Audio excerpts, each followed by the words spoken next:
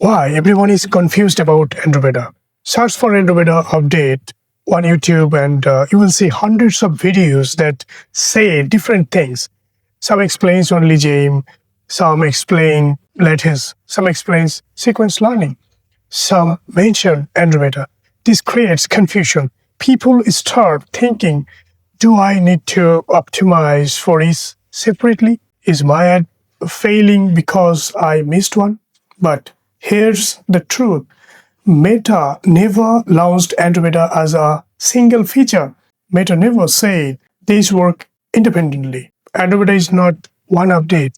Think of a full funnel campaign awareness ads, consideration ads, retargeting ads, conversion ads. Do we call each one a separate system? No, they work together to generate sales.